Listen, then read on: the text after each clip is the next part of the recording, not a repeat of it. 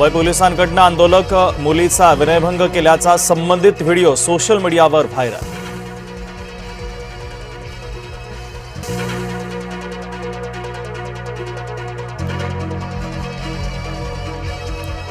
सोनम वांगचुक यांनी 26व्या दिवशी आपलं उपोषण सोडलं।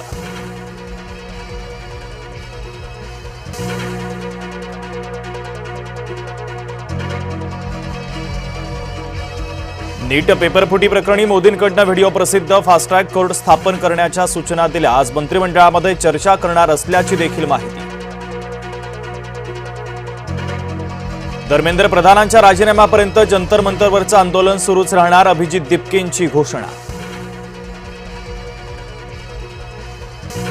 विद्यार्थी आंदोलनाची चुकीची माहिती पसरवणाऱ्या 480 Pakistani social media accounts block, Delhi पोलिसांची कारवाई।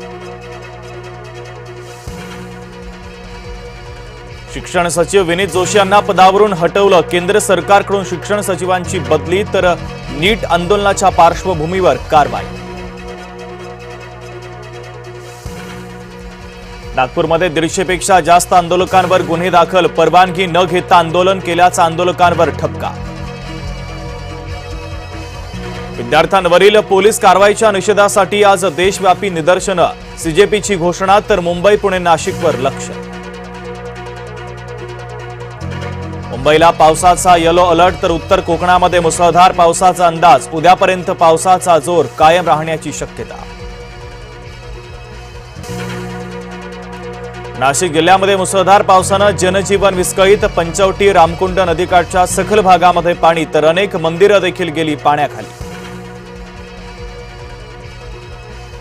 कोल्हापुरातील पंचगंगा नदी दुसऱ्यांदा पात्राबाहेर, पंचगंगा नदीची पातळी आता 31 फुटांवर, जिल्ह्यातील 28 बंधारे पाण्याखाली। पालघरमध्ये ढगफुटी सदृश्य पाऊस, डहाणू आणि तलासरीमध्ये काही फूट पाणी साचलं, तर बाजारपेठाही पाण्याखाली।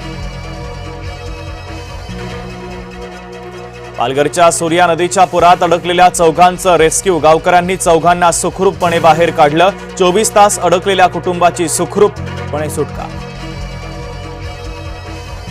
गुजरातमधील वलसाड जिल्ह्यामध्ये भीषण पूर परिस्थिती, मदत आणि बचाव कार्य वेगानं, तर पूर परिस्थितीमध्ये नागरिकांचं सुरक्षित स्थळी स्थलांतर। लोणावळा कर्जत तिसरी मार्गिका 31 जुलैपर्यंत होणार सुरू, भूस्खलनानं बाधित झाली होती मार्गिका, तर आता पुन्हा एकदा तिसऱ्या मार्गिकेचं काम, पुनर्बांधणीचं काम सुरू।